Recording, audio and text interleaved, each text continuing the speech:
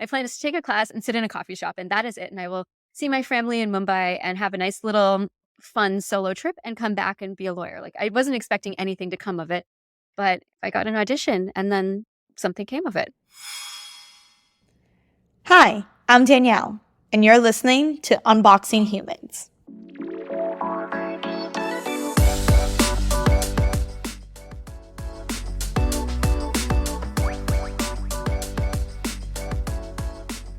Joy Batra is the founder of Quartz Consulting, a freelance consulting firm that has advised startups, venture capital firms, and Fortune 500 companies.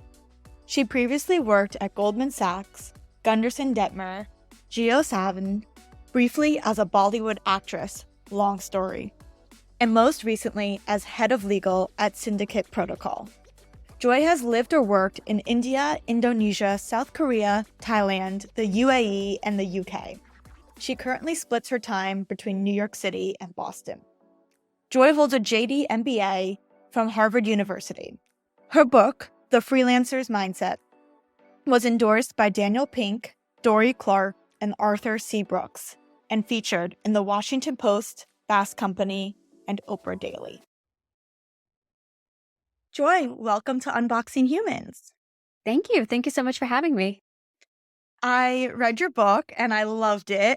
We will get into that a little bit later, but I wanted to start back when you were in college.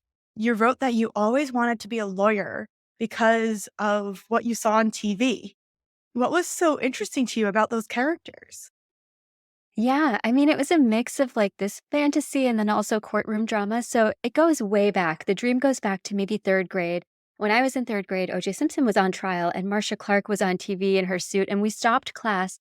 This was back in the day, so they had to wheel in a television into our room, stop class so that we could all watch the closing arguments. And that had never happened before. The only time we would watch TV in my class would be when the substitute teacher was in or it was the holiday or something. So I was like, wow, this is really special. Like, that's really important.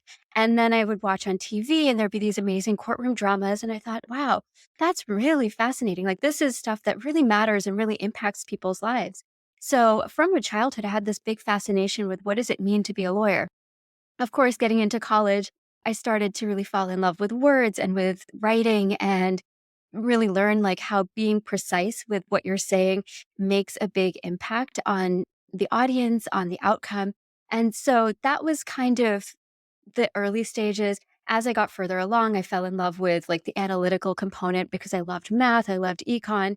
And then, as I got closer to law, I realized that the practice of law was nothing like what they showed on TV. I didn't see that coming.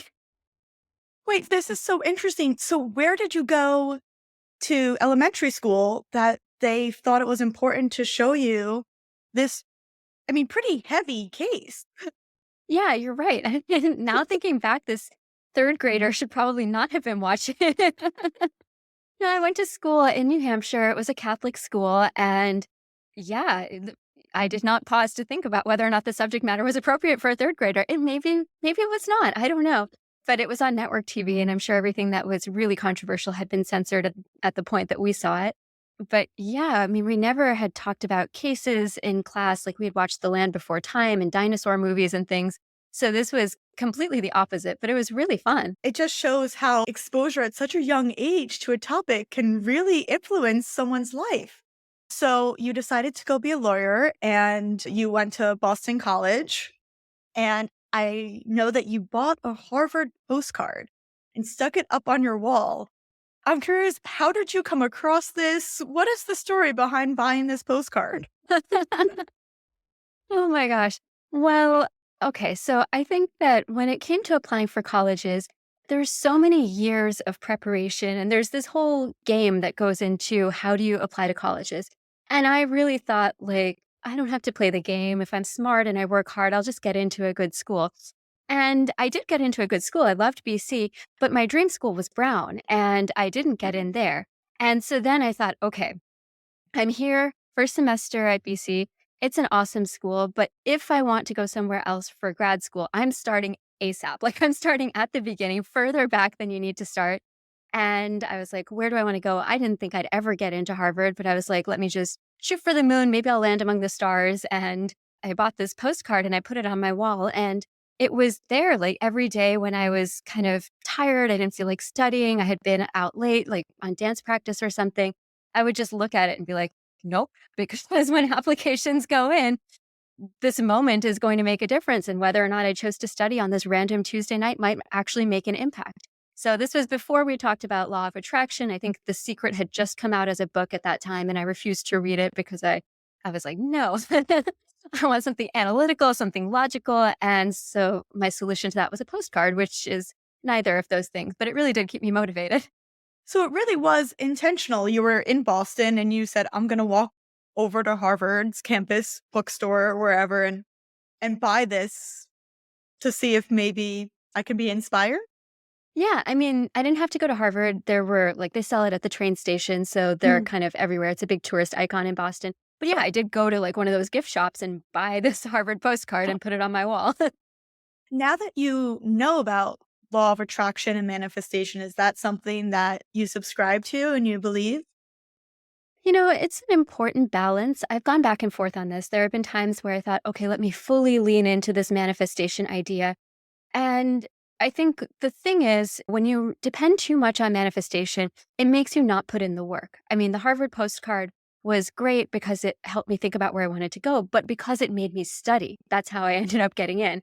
And I think focusing too much on getting your energy aligned and all of that is a little bit of a distraction. I think putting productive steps in as your plan A and having the energy as plan B is a good solution.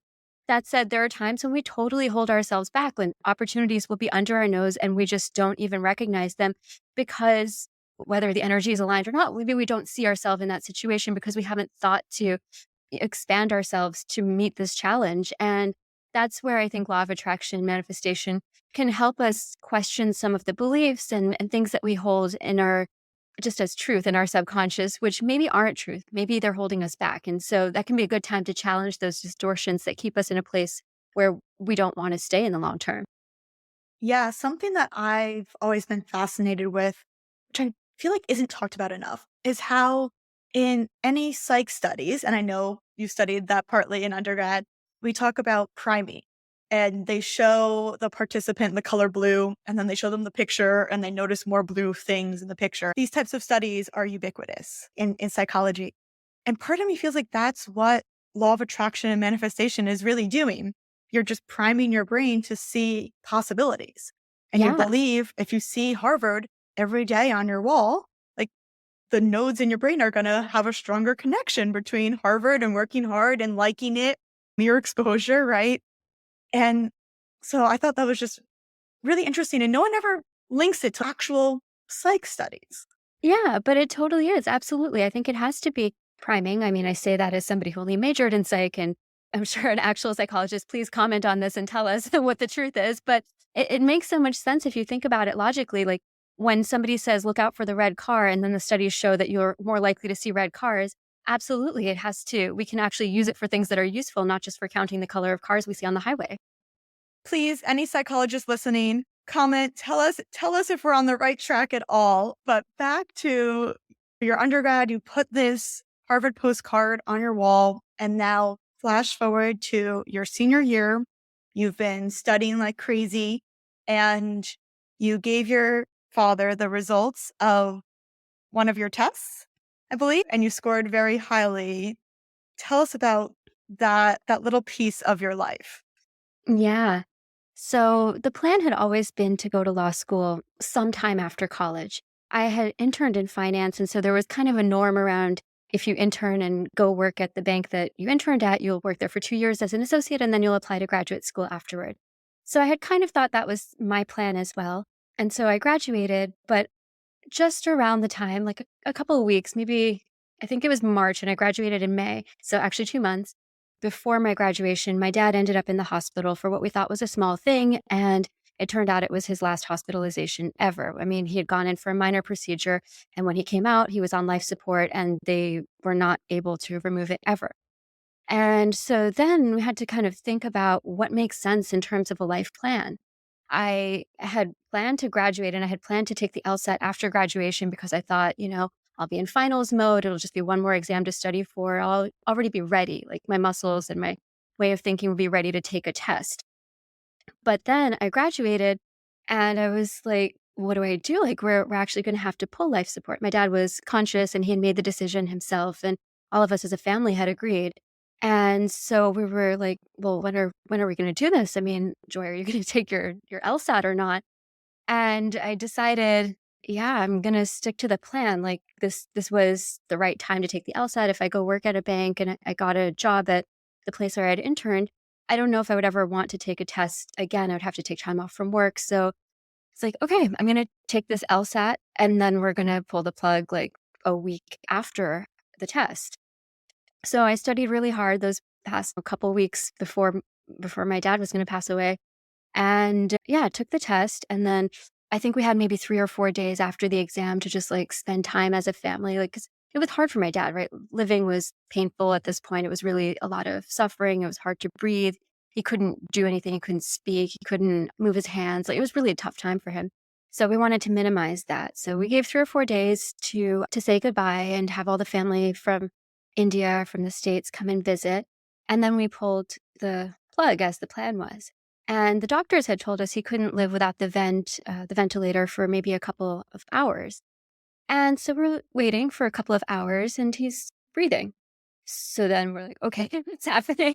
So then the night passes and the next day comes and he's still breathing. And we're like, huh, that's not expected. And so then days pass and my mom and I are not leaving his bedside, obviously, because we don't want to miss it if anything happens.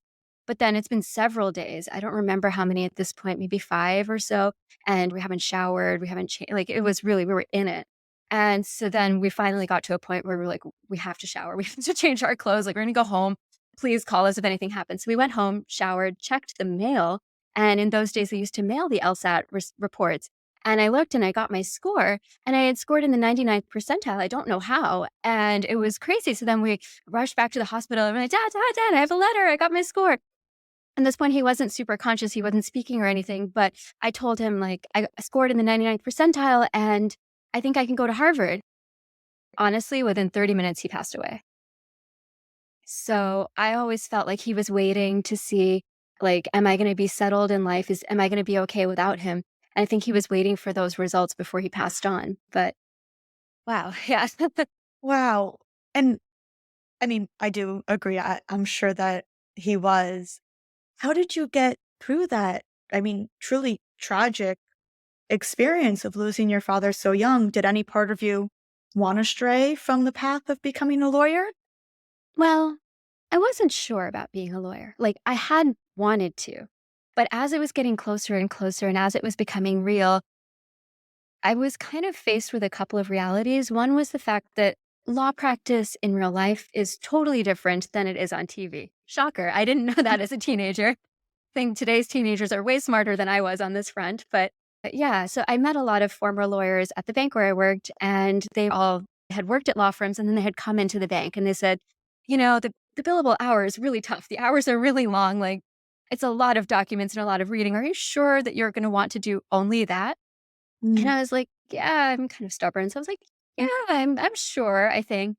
But then the other reality I was dealing with was this end of life revelation of losing my dad. And he was amazing. He was a really hard worker throughout his life. And he had a lot of plans for what he would do when he retired. And he wanted to travel the world. I don't remember exactly if it was on land or on sea, but he had some detailed goals for what he wanted to do afterward. And unfortunately, he got ALS before he could decide to retire. And so the decision to stop working was one that he made, but it didn't make sense for him to keep working. And it came way sooner, maybe 10 years sooner than he had planned to retire. And so he didn't get to the things on his bucket list, so to speak. And even the Jack Nicholson movie had, I think, just come out around this time and everybody was talking about bucket lists. So it was a moment. And I just thought, huh, i- the end of life is going to come one way or another, whether I'm ready for it. It may come sooner than I expect. Will I have done the things that I want? And is being a lawyer like the number one thing for me? Like, is that all I want out of my life, or do I want something else too? And so I had kind of raised to my dad in the weeks before the LSAT, and what if I went to maybe business school or did something else? And that was like wrong timing of my part. Like, he had a lot going on. Like, this was not the time to have that conversation. And he was like, "No, you had a plan. What are you doing now?" Very valid. I think if I'd asked him when he was healthy, he would have been very supportive of it. But yeah, that was not the moment. So I was having a little bit of doubt going into the law school decision. I still, on balance, wanted to be a lawyer, but I wasn't sure what it meant in terms of a life like after law school. Mm. And how did you come through that experience? I mean, you decided to enroll in law school at Harvard. Did you do any like practice? Did you read anything? How does someone go from this tragedy into starting a rigorous program like I don't recommend the methods that I used. that? I would say that I didn't deal with it at all. I was very stoic. I worked at an investment bank, and times were different then in 2009. Honestly, people were not encouraged to feel their feelings. We were really encouraged to keep it moving and be super professional. And so my dad passed away. We hosted relatives at the house for I think about a week. And then the next week, I moved to New York and I started investment banking training. And I started with my analyst class, and I didn't do anything to process it, which, spoiler alert, did not work out well. I was maybe fine for a couple of months. Like, I got through analyst training, no problem. But then I started to have panic attacks, and I would really, I didn't know what was going on. And so I eventually like had to go deal with my anxiety. And it turned out I hadn't like mourned the loss of my dad. Now telling the story, yeah, it's super obvious. I didn't mourn it.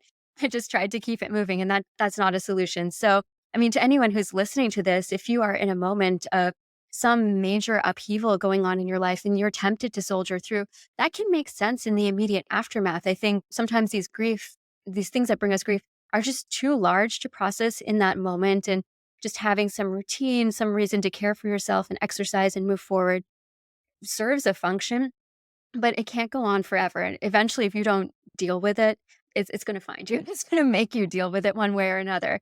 And so that's what I learned the hard way. I appreciate that because I think almost too often now, or people are like, this is exactly what I did and this is how I got through it. And you should follow this path too. But here you are saying, like, actually, learn this wasn't the right way, but you did get through it. And you wrote in your book, the following year, I started at Harvard Law School, but I longed to do more than law.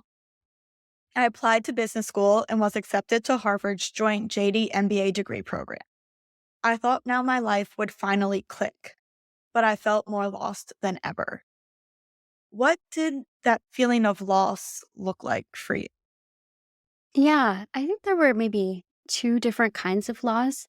One was having gone to, like, once I started at business school, we were in the first year curriculum. So we were learning all the things like marketing, finance, operations, all the different business units.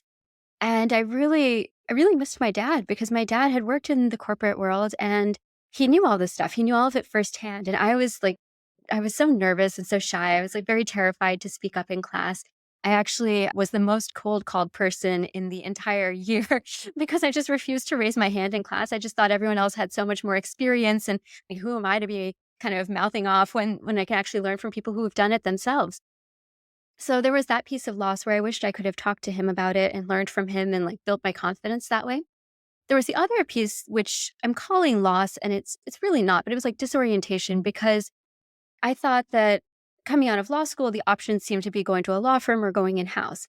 Business school didn't give me a path. Like, it gave me so many options. And then it was the paradox of choice where you could kind of do anything. And then that created a lot of pressure for me to figure out what is exactly the one thing I should be doing. We always use that. I think it's the Mary Oliver quote, what is the one thing you plan to do with your wild and precious life? Was the question that we asked over and over again that first year in business school. And it's like no pressure. Like, you can only do one thing with your wild and precious life, which we'll fast forward later to kind of how I think about careers today. But yeah, just feeling like you can only pick one thing makes it really hard to pick anything at all. Especially when the one thing was be a lawyer for basically your whole life. Yeah.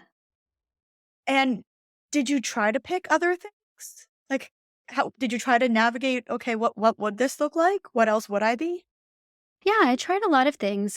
During business school itself, let's see. I did intern at a law firm. I also worked at a tech startup that was like sold products to lawyers. I did a project in the food industry. This was like a strategy project for a wine company. I also did I applied to a bunch of projects internationally that were also in the food industry. What else did I do? We had to start a company as part of our first year curriculum. So we started like a CPG company, a consumer packaged goods company that like sold to people on the other side of a breakup. And I tried a lot of different things. I tried to meet as many people as possible for the things I couldn't try. And I think that was really great exposure. But coming out of business school, I did land on being a lawyer. I thought that would be the way to see more companies in one place and really just try to get a great understanding of what it's like to work at a startup or work in tech. What type of lawyer did you decide to be? Yeah, I was going to be a startup and venture capital lawyer, so working with a lot of early stage companies and founders on financings, creating their business, all the things that go into like the first 5 or so years of a company. So you graduated from, I believe it's a 4-year program to do the JD MBA, a very rigorous program, and you saw a post that changed the path. It's social media. Social media, there might be a benefit to scrolling. Scroll carefully, listeners. Scroll carefully. Yeah, your life might change. Okay, so when I was in college, I was on a Bollywood dance team. And after college, the captain of that team went to India and she became an actor. And she started posting on social media her journey as an actor in Bollywood in Mumbai. And it was her posting videos and photos dancing under palm trees. And I, meanwhile, I'm carrying stacks of books in the snow uphill both ways in Boston. And I like thought, that could be interesting. Is this path that could be available? I didn't actually believe I could do it full time or anything like that. But I thought maybe if I could be an extra in a Bollywood movie, like that would be a really fun thing to do before I go off and be a lawyer. And then you did it. So walk me through how you went from maybe I could, or I think all of us have had the experience of seeing someone else's life on social media and saying like, oh, looks better. And then now, luckily, and for the better, right? We are learning to catch ourselves and say social media is not real life. Let's take a step back. But what made you say, you know what? Actually, I'm going to do it. I have to imagine there were a lot of voices, either self voices or others telling you, are you crazy? Oh, Like, yeah. That was definitely the self voice. I was so embarrassed by this dream. I was like, what are people going to think of me? What are people going to think I think of myself? Like, I was terrified. What skills do I have? I'm not a trained actor. Like, there were so many valid questions. I have to credit it to my friends who really just had my back. The guy I was dating at the time was really encouraging. He took a lot of risks. He was a startup founder and he really was like kind of an adrenaline junkie when it came to his career. And he was like, "Yeah, do it. Like do the thing. Why not you?" And I was like, "Huh. Okay. Nobody's ever said that to me before, but maybe." And then my best friend who had interned with me at the law firm at the time, she just completely had my back. She was like, "You have to do this. This is the one time to do it. You're going to then go to a law firm. You're going to really get sucked in and you're going to maybe enjoy it. And you're going to look back and wonder what would have happened if you had taken that chance. So just go." And so I called the friend and I was the friend who was in India, who was the dance captain. And I said, "How did you do it?" And she showed me where her acting school was. And lo and behold, they had a 3-week acting program that fit exactly in the gap between when I finished the bar exam and when I was supposed to start work.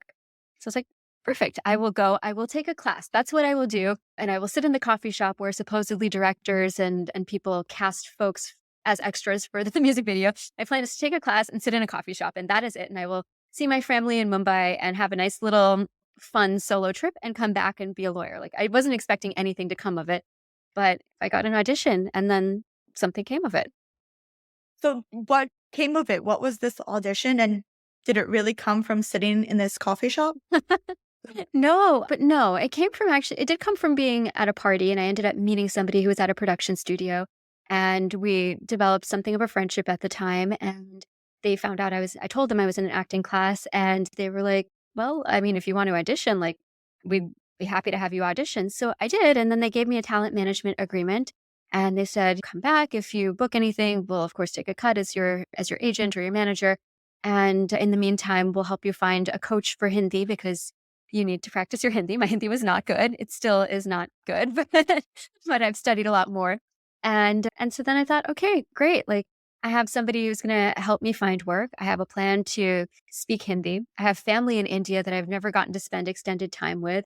And I have a once in a lifetime opportunity now to go and follow it. So I called the law firm and told them the news that Bollywood had called, which was maybe a strange way of phrasing it. But yeah, I told them the news I wouldn't be starting as an intern. And then I moved to India and found a room with an actor as an apartment. And I just started going for auditions out there.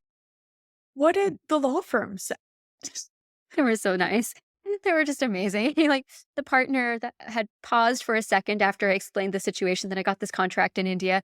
And then he just started laughing. What else do you do? He was like, yeah, oh, like, okay, yeah, you've got to go do you. And so I did. And they were really supportive of it. I really appreciated that. I have to imagine that's still a very nerve-wracking call to make because it seems like, and tell me if I'm wrong, it seems like there's no going back. You can't call them even a minute later and say, no, just kidding. Like, lots of judgment. Please let me come. So, what was it inside you that said, no, no, this is actually what I need to be doing and I need to stay in India and act? I think that that voice was there. I think that I did have a part of me that really knew this is where I wanted to be. I think part of it was fear. I was worried going into a law firm, I would learn a lot. I would have an amazing time, but how much of my life would be over by the time I decide to move on? Like, would it be a year? Would it be 10 years? Would it be 50 years? And I look back and wonder who was the alternate version of me that could have existed if I had taken that chance?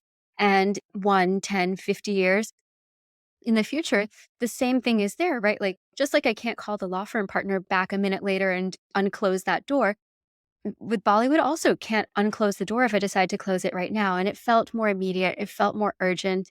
And I just felt, yeah, I don't know. It felt like youth was really an important asset to have in that moment. And if I tried it any other time later, I would, I don't know, I wouldn't have a contract in hand. So I would be starting from scratch. So there would at least be this. But that said, I was terrified. And so I went out to coffee with my friend who I told you had my back earlier. And I was like, how do I even tell this partner? And we kind of crafted an email together on my phone. And then I send it, I hand it to her and I'm like, does this email look okay? And she's like, yeah, it does. Like, what's the hiring partner's name? We type it in. And so now the email address is in the top. And then she just hit send. Oh, Yeah. No, I wasn't ready. I wasn't ready. It happened really fast, but it was the right decision. That's the kind of friend you need, right? Like somebody who truly has your back and is in your corner and believes in you to go take these risks, even when you don't believe in yourself. yes. But the idea of someone doing that, I'm like, oh my God, I'm speechless. Not good for a podcast, right? I'm speechless, jaw on the floor. But did she realize, like, was it intentional or was it habitual? Oh, she had never done this before. She's the most cautious lawyer I know, but it was very, yeah, I very know out of character. from like you type a message, you hit send, right? Like sort of like sometimes out of habit, but like no, she knew what she was doing. Oh, yeah, yeah, yeah. There was a pause. She like read Yeah. it and then she pressed send. Trust Well, me, this is what I wanted to do. And I was terrified to take the leap. And there was undo send. So anybody who's showing your phone to your friends, like make sure you have that enabled. We could have undone it. Maybe. I don't know. I just don't know at what point I realized like it was actually 5 sent. seconds. Yeah. Yeah. Wow. That is incredible and so trusting. That's someone you have to know really, really well. Yeah. Like, I know that you want me to hit send on this Yeah. without. Well, it ended up leading you down this whole other path. So let's get into that. You started freelancing as well as acting. What did that look like? How did you know to do that? Where did you start? Yeah, I was thinking that I had six-figure student loans going to India. I was not planning, like I wasn't booking any work. And even if I did, it would be in rupees. My loans are in dollars. Like I would have had to earn more than I could realistically expect. And so I was just approaching it at first, like getting part-time work. And I talked to people before I went to India. I talked to people who had part-time jobs during grad school. And one of my friends was an admissions consultant. And he was like, it's great. You can do it remotely and you pick your hours. And I was like, that sounds perfect. That's exactly what I need to be doing. So I interviewed with that company and was able to line up like a part-time job doing a couple hours a week on this admissions consulting, which a couple of hours a week at that pay was enough to help me cover my basic costs in India, which was really nice. And then once I was out there, I was first fully immersed in the auditions and a little bit of admissions consulting. And then I started to think, you know, life would be nice with a little more cash. I think this would be helpful. And so I started to look on freelancing platforms and just pitch for any available project, even if I hadn't done it before. I just kind of put myself out there, and I don't remember how many pitches I made on these platforms. It was somewhere between 20 or 30, maybe 50. I don't know. It felt like I was pitching every day. And then finally I land something where a startup hired me to write their business plan. And then I was kind of rolling. I was like, this is awesome. I can spend the morning doing analytical work and really kind of engaging with numbers, with words, and laying it out in a corporate structured way.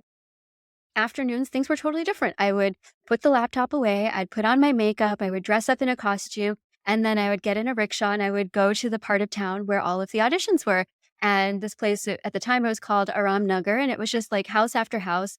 You pop in, you do your auditions, and you go next door to, to the next house and you do your auditions. And it was fun, and that's how I spend my afternoons. And then after that, my work didn't carry on. They didn't need me at the office. Nobody was messaging me. So then I'd see my family, I'd see my friends and then repeat the next day. And it was this magical existence that I didn't know was possible because all the jobs I'd had before, all the jobs I had seen were you sign up, you are 100% committed to only that above everything else, above, in some cases, well, your relationships, your family, back then, even potentially your health, all of the things.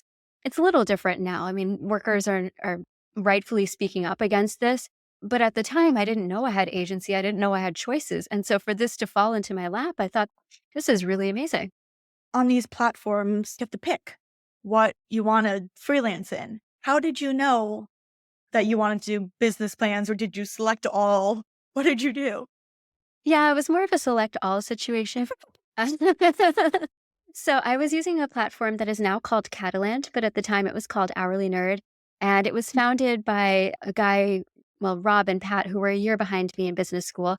And so I had heard about it then, and they had really pitched it a lot to the students. And so I was aware that it existed, and it was like strategy consulting type work. And so I thought, let me get on this platform and see what they have. And anything they had, I pitched. Let's go into how did you end up being inspired to write the freelancer's mindset? Yeah. So the book is really kind of a journey. So part of it was me realizing that so many people are now freelancing, partly after the pandemic, partly with remote work, but it's now becoming part of the lifestyle. And it's a new form of career in a way to like take off in this mass widespread adoption. And we don't have the tools and the techniques and the lessons that we have to navigate a freelance mindset as opposed to the tools and techniques and lessons we have to navigate climbing a career ladder. Like we generally know what is expected in that way. So I thought, I've spent 10 years as a freelancer. I've made some mistakes, so I want to share those. But I also have this incredible community of freelancers, and I got to interview 50 freelancers in all different aspects of the work to find out what's working well for them, what do they wish they had done differently, and what are the challenges and hopes and dreams that they have. So we can all figure it out together because we right now, like our careers are going through this massive upheaval, and we're creating it together as a community, what the next 5 years, 10 years are going to look like. Social contracts are not what they used to be. Our expectations of work are not what they used to be. And, anything we can do to help each other is the most important work that we can do. Were you in India and still acting for those 10 years? No, so I was in India until March. Well, I gave myself a deadline in March and I had moved there in September. So gave myself about 6 months. And I said, if at the end of these 6 months, I don't have enough money from acting work to realistically pay back my loans, I'm going to go back to New York and I'm going to take a job. So March came, and of course, like on the day of my deadline, I get cast in a music video, and I also get this like strategy consulting project on this platform. And I have to decide I can only do one or the other. And I chose the strategy consulting work at that point. So I think that it was clear like my heart had kind of moved in this different direction. I'd had my experience of what I wanted out of Bollywood at that moment. And I ended up coming back to New York and moving in a more corporate direction, which was great. And then I have stayed in the States basically ever since. And acting played a little part in my life. Again, in 2018, 2019, I started to audition for roles and got to do a little bit of work in New York. And then it took a back seat. But there's always some creative element in my portfolio. And I think it's really important to know what gives you energy, what gives you new skills. It may not be coming from your day job, but it can help you with your day job. And so for me, for a while, that was acting. Later, it became writing. It's been dance or painting or any number of things, singing. I've kind of tried it all, but whatever will keep you inspired, keep you fresh, so then you can bring your best energy to the things that really can make a difference for you and the people you care about. What did that look like, your move back to New York? I came back to New York as a freelancer, and one of the projects I was doing was as a freelancer for a strategy consulting company. And eventually they offered me a role to join full time. And I did that. And I thought that was really great because then I got to have kind of the structure and the stability and the feeling of being on a team and a more regular paycheck and health insurance, all the things. It was really wonderful. But there is still that element of one job can't fulfill every need that you have and every need to grow or financially or creatively, whatever it is that matters to you. So I still did a little bit of freelancing on the side. And because I had to be careful of conflicts of interest, I wasn't doing strategy consulting anymore as my freelancing. I was working with authors and helping them market their book. And it was a totally different experience, but it still helped me feel good that I had some business outside of work that was mine and that I was building relationships and skill sets and growing. And it made me feel good. And I ended up finding projects that I then offered to the consulting company if they wanted to take it on as a client. And it, it really gave me a sense of ownership and growth and some income that was really, really useful in those early days when I was paying down my debt. So this was all before you wrote your book, though. This was all before the book. Yeah. How interesting that you got into marketing for authors before you even wrote your own book. What was that project that launched you into this? Yeah. I mean, I was still following my strategy of pitch everything. So I was pitching everything except the strategy consulting projects. And that project was really cool. It was an author who had written a book that was aimed at venture capitalists or startup founders. And it was about the early days of the entrepreneurial journey. I think it was around how to raise money, if I remember correctly. I'm not totally sure. But then it was a matter of finding all the potential readers and all the potential schools that might want to teach about this, all the places that he could speak about it, and creating just a summary of that information and giving it to him so that he could then sell directly to those people. So I think that was my first window into, oh, like, okay, writing a book is also like having a business. Like, I didn't realize all of that. And yeah, Yeah. you've been there. I'm getting ideas as I'm talking to you. I'm like, oh, there's so many things I should be doing. Yeah. Yeah, I mean, this guy was doing something really interesting. I mean, he had brought the entrepreneur's mindset to book selling. And so back then, I think this was like almost 10 years ago, but he had me come up with a list of all the schools and the professors and the clubs and all of the stuff. And then had a scraper, like hired an engineer to scrape the sites for the email addresses and then just contacted them directly. But it was a really high leverage way of reaching readers, which had never occurred to me before. And at this stage in my life, I was starting to think that I might want to write something and might want to be a writer, but I didn't know I would write about freelancing or I didn't know that I would write a book. It was just interesting to have this little glimpse into the future, which is another thing that is so helpful with freelancing. It lets you live all of these possible lives at once. So you don't have that deathbed regret at the end. I think. I don't know. Talk to me on my deathbed. Hopefully not. What was it about the idea for the freelancer's mindset that made you say, like, okay, actually, the topic is right in front of me. Like, I'm living this topic I should write about. Well, I had to choose the wrong topic first. There was a part of me that wanted to write something really just frivolous and fantastical. And I decided I was going to write a magical realism novel. And yeah, it was amazing. And not to call magical realism novels frivolous, but something that isn't like analytical and corporate and next very mathematical in that way.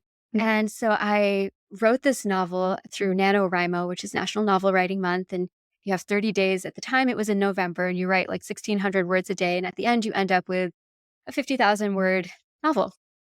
And so I wrote it. It was awful. It was truly awful. And I tried to edit it, and I brought it to conferences, and I pitched it to agents. I pitched it to editors, and the feedback was unanimous. It was like, this is an awful book. So I was like, okay. But one of the agents was very sweet, and she had a drink with me afterward and was like, "Okay, so this is not the book, but I can tell that you like to write. I can tell that you finish the things you start. Like, what else do you have to offer? Like, you should write what you know. And like, what do you know that can help somebody else and could be useful in a long form?" And we kicked around a bunch of ideas, even started with the book marketing idea. And then I realized, oh, freelancing. This is the thing my friends are coming to me for advice, especially when they reach the limit in their career at a certain job. They want to switch industries. They want to have more creativity. They feel stuck. They're asking me, I'm helping them figure out how to start this business, how to have either a side hustle or to use the side hustle to transition into a new career. Like, I've been coaching people through this. Like, this is actually what I can offer that's useful and hasn't been written about in this way yet. So that's how we landed on freelancing. And I'm so glad that we did, because the response has just been amazing to see all these people who I think throughout the formative moments of their career, especially in college and immediately after, felt like they had to take the safe path and felt like they had only one option in front of them. And instead, no, freelancing is a way to scratch that creative itch, to live multiple lives at the same time and to grow. So you don't feel like you're just closing one door forever and walking into one life and never being able to look back. So, who should freelance? In my opinion, we are all freelancers, like, period. Everyone is a freelancer. And the thing is, how much you freelance, like, that is up to your particular life circumstances, how much energy, time, interest you have in that. But are you thinking of yourself as a whole person, as opposed to thinking of your career as the end and you are just a part of it? You are the person and the career is a part of you. So, what else is needing to be expressed? Where else do you need to grow? And so I think for folks who are very clear on, I have my industry, I have my skill set, I maybe even have the job that I want, and this is, freelancing is not for me. I'd push back on that. And I would say, like, think like a business owner. Your career is the business. And how can you grow that? You should still be networking. You should still be getting new skills. You should still be growing and deepening those relationships and all those inputs that make you a valuable employee. And yes, you have to be mindful of conflicts of interest and respectful of your employer, but you should keep investing in yourself well into your career. And freelancing is a way to do that. It's a way to be more engaged with the community, to deepen your skills, and to grow. And then for the others, it's who are looking to freelancing for a more creative fulfillment, that's a little more obvious, right? Like, you want to act, you want to paint, and you have a day job or you are working on getting a day job. Yeah, then freelancing is how you bring in that balance. So you still express a little bit of the part of you that needs to be released. You have said that freelancers often chase one of three types of success. And I think this is what you were just touching on. Those three types are money, creativity, or time. How did you discover that those were the three buckets that people fall into? During this period where I was interviewing 50 freelancers, people were starting to like reveal certain themes. Like, there would be one category of freelancers who were just like, yeah, I don't know if I want to freelance long term, but it gives me an income. It helps me build my business. And it makes me, in some cases, feel more secure than if I just have one full time job. Because I talked to a couple of freelancers who had been laid off. And when they were laid off and lost their entire income, that was devastating. When they were laid off and lost a percentage of their income that was not 100, it was less than 100, that was, they still felt empowered in a way, and they felt grateful that they were able to contribute to society, to be part of a team, to have something of value. And that made them feel stronger going forward and more resilient. So that was one category of people are using freelancing as a tool for their income. Then there are the folks who are just, you have creative dreams, and creative dreams are not tied to financial outcomes. Like, you do it because your soul really wants to, or because you're good at it, or something in you is calling you. And for those people, it was very clear that freelancing helped them, in some cases, balance a day job with a creative aspiration. So one woman I talked to is a professional dancer. She is also a product and UX designer, and she eventually started a tech company. But having both of those was really useful, because she could use her analytical side in one part and then use her artistic self-expression in the other part of her life, and not have to worry about putting a burden of making money onto her art. Mm. And so that was the creativity. And then there was the third slice of people who used freelancing as a tool for time. And a lot of the words that people would tell me in this would be, I want to spend time with my family, or I want to walk my dog in the mornings, or I'd like to be able to go to the beach with my friends when they're in town, rest, do laundry, whatever it is. That was their orientation to growth and to the freelancing in their lives. And so I think that's really important. And it's one of the reasons that people have a hard time with freelancing, understanding what a freelancer is doing. Because when we talk to entrepreneurs, we know these people are just trying to increase company size, valuation, and build a billion-dollar company or something that is maximizing money. With freelancing, people are equally talented, equally skilled, but they're maximizing one of these three things. And so the metric that they're solving for is not immediately obvious, but they are so talented and so resourceful and just such incredible hustlers that we need to give freelancers their due. How does someone get their freelancing business off the ground? I mean, you talked about how many pitches you did. What made that pitch that worked successful? Was there some secret sauce that goes into it? Oh, I wish there was a secret sauce, but for me, actually, at the time, that platform let me see who was actually selected by the client. And so I would see my pitch and I would see the person who was selected. And so I would kind of imagine what they might have said that I didn't say. And so to some extent, there was like iterating and honing on my pitch based on my interpretation and then market feedback if I would talk to people and ask them what they thought of a pitch. And that was helpful also. But I think if you're trying to get started, it's really important to start small and start when this if you can start when the stakes are lower, all the better. If you can't, like, that's totally fine. Freelancers have existed and succeeded in that exact scenario. But to the extent that you can land a small project, whether it's volunteer, whether it's for a startup or a small business, to prove your skills, especially if you're getting into a new industry that you have not freelanced in or worked in at all before, that's the way to go. And if you are already doubling down on skills that you already have, try and find creative conversations with folks because the vast majority of actual freelancing work doesn't happen necessarily on the platforms. It happens through people that you have relationships with and people who you know who decide to hire you. So, to the extent that you can get more engaged in the community, find out who the people are who need this kind of work and build some relationship with them even before you need to do work for them. That will go a really long way. Why don't you share your favorite story about that?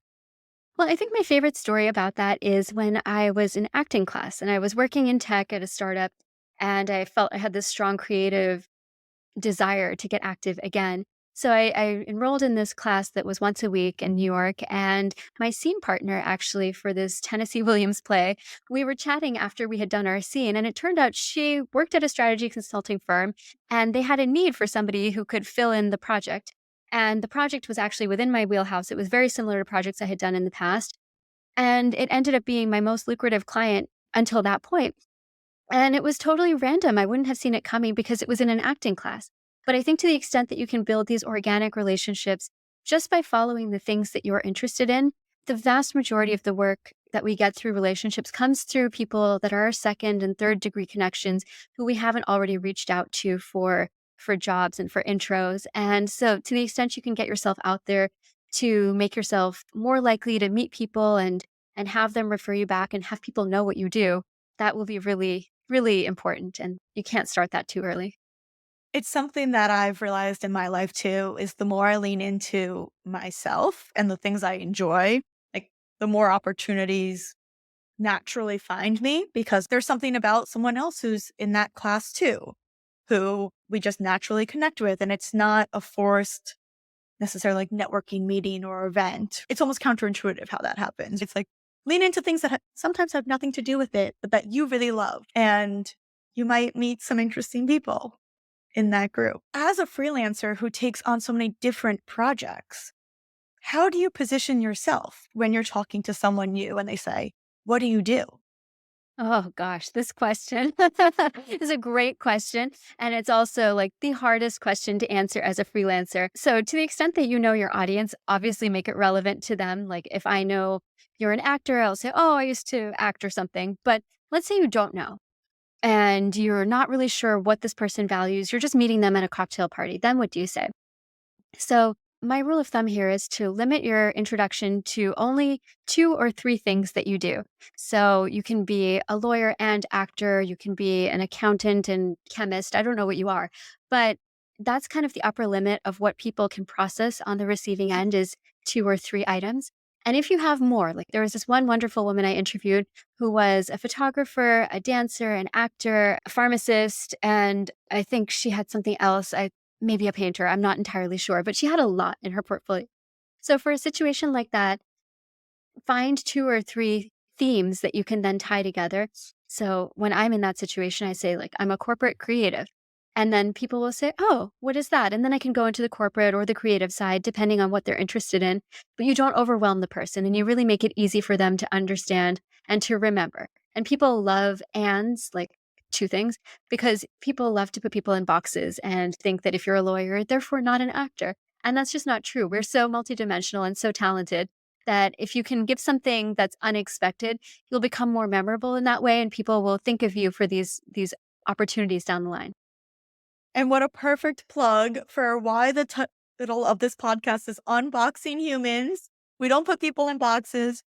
Joy, thank you so much. You can learn more about Joy and follow her work and buy your copy of The Freelancer's Mindset at the links in the show notes. Thank you so much for joining me today. Thank you for having me. I loved it. Since you've made it to the end of the show, I'm going to take a wild guess that you enjoyed listening. So go ahead, check out the links in the show notes and give us a follow. We both know you want to. Unboxing Humans is hosted by me, Danielle Boris. To learn more about my work, go to danielleboris.com. And don't forget to grab your copy of my new book, The Energy of Weirdos. See you next week and have a fantastic rest of your day.